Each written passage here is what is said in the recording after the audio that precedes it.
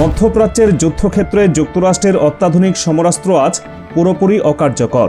Israel এবং আমেরিকার শত শত কোটি ডলারের সামরিক সরঞ্জাম ব্যবহার করেও ইরানকে এক বিন্দু পিছু হটানো যায়নি। উল্টো ইরানি মিসাইল আর ড্রোনের ভয়াবহ আগ্রাসনে তছনছ হয়ে যাচ্ছে মার্কিন ঘাঁটিগুলো। প্রচলিত এই যুদ্ধে কোনোভাবেই পেরে না উঠে ট্রাম্প প্রশাসন শেষ অস্ত্র হিসেবে ইরানের উপর নাকি পারমাণবিক হামলার ব্লুপ্রিন্ট তৈরি করছে। দেশের সংবাদ মাধ্যম এটিএন বাংলা দাবি করছে, এই খবর আসার পরপরই পুরো ওয়াশিংটনের বুকে রীতিমতো ভূমিকম্প ধরিয়ে দিয়েছেন উত্তর কোরিয়ার সর্বোচ্চ নেতা কিম জং উন। তিনি নাকি সরাসরি ঘোষণা দিয়েছেন, ইরানের মাটিতে একটি পারমাণবিক অস্ত্রের বিস্ফোরণ ঘটলে তার পরবর্তী নিশানা হবে সরাসরি আমেরিকার মূল ভূখণ্ড। যুক্তরাষ্ট্রের মাটিতে উত্তর কোরিয়া তাদের পারমাণবিক সক্ষমতার চূড়ান্ত রূপ দেখাবে এবং পুরো আমেরিকাকে গুড়িয়ে দেবে। কিমের এই চরম আগ্রাসী বার্তা যদি সত্যি হয়, তবে তেল আবিবে নেমে আসবে কবরের নীরবতা। পারমাণবিক হামলার এই পাল্টা হুমকির কথা শুনে ইসরায়েলের প্রধানমন্ত্রী বেনিয়ামিন নেতানিয়াহুর অবস্থাও হয়তো হার্ট স্ট্রোক করার মতো হবে।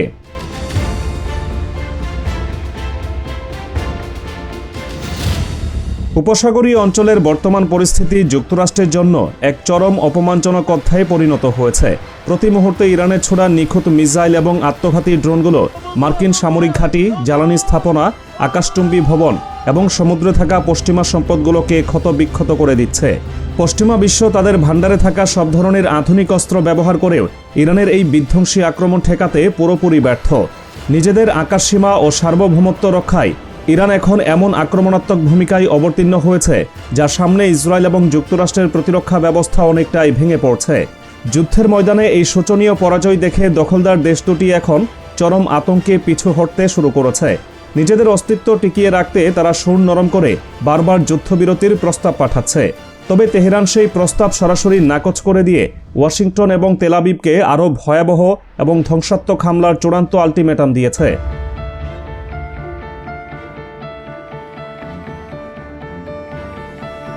ইরানকে ধ্বংস করার মার্কিন স্বপ্নকে চিরতরে কবর দিতে এবার তেহরানকে সরাসরি সামরিক সহায়তার হাত বাড়িয়ে দিয়েছেন কিম জং উন।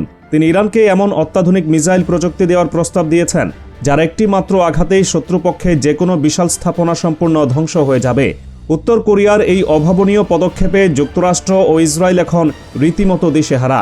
এরই মধ্যে ট্রাম্প প্রশাসনকে সরাসরি ধ্বংসের হুঁশিয়ারি দিয়েছেন উত্তর কোরিয়ার প্রভাবশালী নেত্রী এবং কিম জং উনের বোন কিম ইয় জং। তিনি আমেরিকাকে বিশ্বের প্রধান শান্তি বিনষ্টকারী হিসেবে আখ্যা দিয়ে কড়া ভাষায় জানিয়ে দিয়েছেন, শত্রুদের কখনোই উত্তর কোরিয়ার ধৈর্য, ইচ্ছাশক্তি এবং সামরিক সক্ষমতাকে পরীক্ষা করার দুঃসাহস দেখানো উচিত নয়। পিয়ংইয়ংয়ের এই চূড়ান্ত সতর্কবার্তা উপেক্ষা করার চেষ্টা করা হলে তা আমেরিকার জন্য অকল্পনীয়ভাবে ভয়াবহ পরিণতি ডেকে আনবে। কিম ইয় জংয়ের এই সরাসরি হুমকিতে পেন্টাগনের শীর্ষ কর্মকর্তারাও চরম নার্ভাস অবস্থায় দিন পার করছেন। 반공화국 핵전쟁 위협과 도발적인 침략 행위들을 철저히 억제하고 উত্তর কোরিয়ার এই আগ্রাসী অবস্থানের পেছনে কেবল ইরানের প্রতি সমর্থনই নয়, বরং রয়েছে যুক্তরাষ্ট্রের ধারাবাহিক উস্কানিমূলক কর্মকাণ্ডের কড়া জবাব। বর্তমানে দক্ষিণ কোরিয়ার সাথে মিলে ট্রাম্প প্রশাসন নতুন করে যে সামরিক মহড়া চালাচ্ছে, তাকে পিয়ংইয়ং নিজেদের অস্তিত্বের জন্য সরাসরি হুমকি হিসেবে চিহ্নিত করেছে। সোমবার থেকে শুরু হওয়া যুক্তরাষ্ট্র ও দক্ষিণ কোরিয়ার 11 দিন ব্যাপী ফ্রিডম শিল্ড নামের এই সামরিক মহড়াকে ট্রাম্প শান্তিপূর্ণ বলে দাবি করলেও উত্তর কোরিয়া এটিকে সরাসরি হামলার মহড়া হিসেবে গ্রহণ করেছে। পিয়ংইয়ং অত্যন্ত নিবিড়ভাবে পর্যবেক্ষণ করছে যে চলমান মধ্যপ্রাচ্য যুদ্ধের ডামাডোলের মাঝে যুক্তরাষ্ট্র ঠিক কী উদ্দেশ্যে কোরিয়া উপদ্বীপে এই বিপুল সামরিক সমাবেশ ঘটাচ্ছে। উত্তর কোরিয়া নিশ্চিতভাবে বিশ্বাস করে, ট্রাম্পের এই মহড়া কেবল তাদের বিরুদ্ধেই নয়, বরং এই সামরিক প্রস্তুতিকে ঘুরিয়ে যে কোনো সময় তাদের বন্ধু রাষ্ট্র ইরানের বিরুদ্ধে ব্যবহার করা হতে পারে।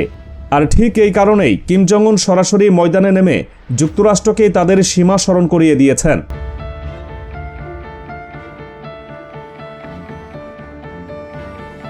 কাতার ভিত্তিক সংবাদ মাধ্যম আল জাজিরা এবং উত্তর কোরিয়ার রাষ্ট্রীয় সংবাদ সংস্থা কেসিএনএ অত্যন্ত স্পষ্টভাবে এ বিষয়ে পিয়ংইয়ংয়ের কড়া অবস্থান তুলে ধরেছে। উত্তর কোরিয়ার পররাষ্ট্র মন্ত্রণালয়ের এক মুখপাত্র সরাসরি জানিয়েছেন, মধ্যপ্রাচ্য সহ পুরো বিশ্ব অশান্তির মূল হোতা ইসরায়েল এবং যুক্তরাষ্ট্র। ইরানকে লক্ষ্য করে তাদের এই সামরিক আগ্রাসনকে পুরোপুরি অবৈধ এবং গ্যাংস্টার সুলভ আচরণ বলে সাব্যস্ত করেছে উত্তর কোরিয়া। গত 28 ফেব্রুয়ারি যুক্তরাষ্ট্র এবং ইসরায়েলের যৌথ হামলায় ইরানের সাবেক সর্বোচ্চ নেতা আয়াতুল্লাহ আলী খামিনি নিহত হওয়ার পর তার দ্বিতীয় ছেলে মুজতবা খামিনিকে বিশেষজ্ঞ পরিষদ নতুন সর্বোচ্চ নেতা হিসেবে নির্বাচিত করে। পিয়ংইয়ং ইরানের এই নতুন নেতার প্রতি তাদের পূর্ণ আস্থা ও অকুণ্ঠ সমর্থন ব্যক্ত করেছে। একটি স্বাধীন দেশের রাজনৈতিক ব্যবস্থা ও আঞ্চলিক অখণ্ডতায় যুক্তরাষ্ট্র এবং ইসরায়েলের এই নগ্ন হস্তক্ষেপ কোনোভাবেই মেনে নেওয়া যায় না বলে সাফ জানিয়ে দিয়েছে উত্তর কোরিয়া।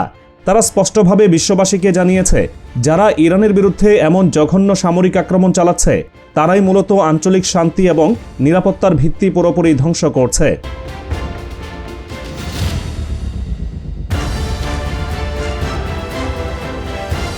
নিজেদের শক্তির প্রমাণ দিতে উত্তর কোরিয়া কেবল কথার মধ্যেই সীমাবদ্ধ থাকেনি, বরং সরাসরি ময়দানে তাদের ভয়ঙ্কর সামরিক সক্ষমতার মহড়া প্রদর্শন করেছে।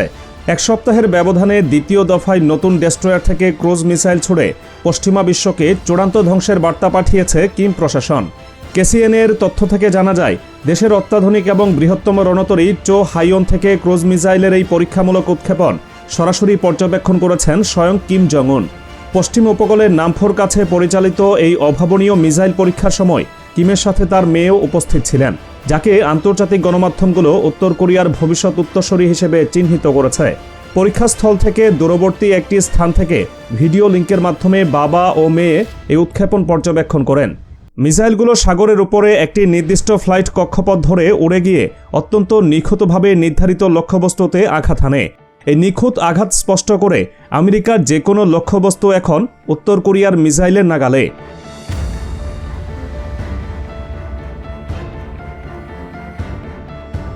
এই ক্রুজ মিসাইল উৎক্ষেপণের সময় কিম জং উন বিশ্বকে জানিয়ে দিয়েছেন, তাদের যুদ্ধ প্রতিরোধী উৎপাদনগুলো এখন অত্যন্ত আধুনিক অপারেশনাল সিস্টেমে কার্যকর রয়েছে। দেশের পারমাণবিক বাহিনী বহুমুখী সামরিক অভিযানের চূড়ান্ত পর্যায়ে পৌঁছে গেছে, যা যে কোনো মুহূর্তে যে কোনো নির্দেশ পালনের জন্য প্রস্তুত।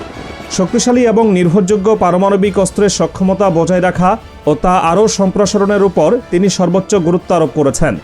বছরের পর বছর ধরে যুক্তরাষ্ট্র উত্তর কোরিয়ার পারমাণবিক কর্মসূচি বন্ধ করার জন্য অবরোধ থেকে শুরু করে নানা ধরনের জবরদস্তিমূলক পথ অবলম্বন করলেও তাতে কার্যত কোনো লাভ হয়নি।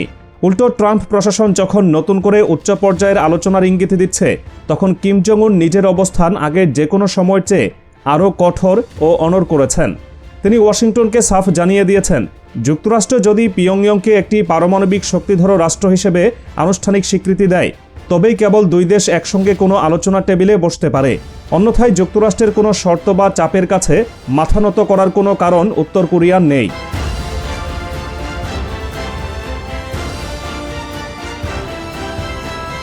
ভূরাজনৈতিক প্রেক্ষাপটে ইরান এবং উত্তর কোরিয়ার এই সম্মিলিত ও আগ্রাসী অবস্থান যুক্তরাষ্ট্র এবং ইসরায়েলের জন্য সবচেয়ে বড় ভয়ের কারণ হয়ে দাঁড়িয়েছে। একদিকে মধ্যপ্রাচ্যে ইরানের ক্রমাগত হামলায় দিশেহারা মার্কিন ও ইসরায়েলি বাহিনী, অন্যদিকে পারমাণবিক বোমার বোতামে আঙুল রেখে ট্রাম্পকে সরাসরি হুমকি দিয়ে বসে আছেন কিম জং উন।